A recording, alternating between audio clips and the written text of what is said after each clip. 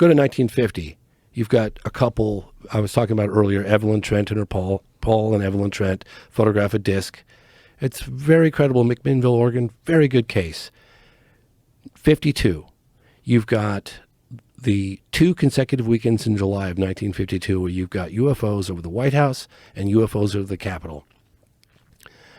You have testimony, thank God, to a guy that was in the radar room that night that heard the transmission between the pilots that will scramble to intercept these things, Al Chop, and a guy named Tom Tullian of Project Archives. Thank God got him on camera. Thank you, Tom. And you get to hear testimony of a guy who's listening to the pilot flying at 500 miles an hour in the pitch black over the Capitol, and he's surrounded by UFOs. And he's radioing back to the tower going, what do I do? And they were all silent.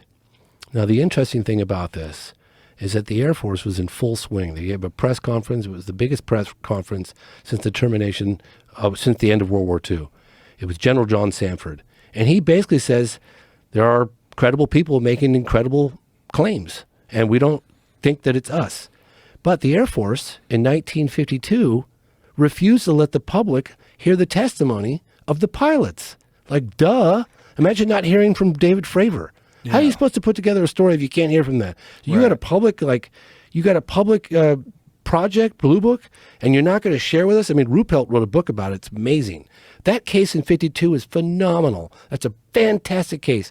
Jacques Vallée is convinced that they had orders to shoot these things down, that one of them, a piece did fall down and was captured. We had an argument about putting it into the phenomenon, and I ultimately said, Jacques, it's hearsay, I can't do it, and I didn't. But Jacques convinced that we have a piece of that from 52.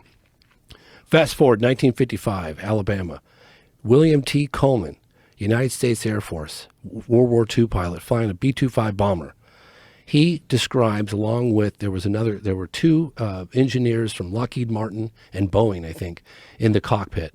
They see an object at about roughly 9,000 feet. They chase it, ends up at treetop level. Guy told me, and I interviewed this guy personally at his home in Florida, okay? He said that the chase was so dramatic at the end, the disc was right in front of them. They were at treetop level at maximum continuous power. I said, what did that mean? He goes, if I went any faster, the engine was going to blow up.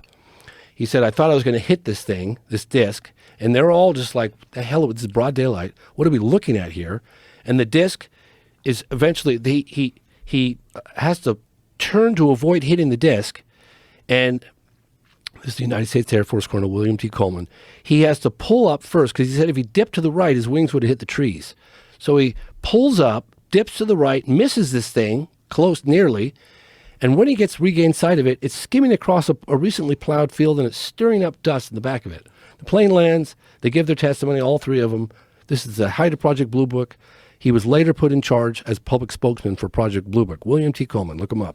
You don't have to do it now. But the fascinating aspect of it was that report was never included as Project Blue Book. The better the case, the more credible the witnesses, the less likely you'll ever hear about this, okay? Fast forward 1957, Edwards Air Force Base. I personally interviewed Mercury astronaut Gordon Cooper. Gordon Cooper told me on camera that they were supervising the installation of a new runway, F-86 for F-86 fighter jets at Edwards Air Force Base. He was not present, but his camera crew was. A disc in broad daylight came into view, and it landed on the dry lake bed. The guys turned their cameras on it, they filmed it, they walked towards it, it lifted off, and it shot off at a high rate of speed. It was 1957. He said he had the film footage developed. He told me this all on camera. He had the film footage developed, he held it up, he saw it was perfectly good footage. He's phoning the higher-ups. Eventually a courier jet comes in from Washington, D.C. Footage was taken, never seen or heard from ever again. Typical, right? So let's fast forward. Let's go to the 60s.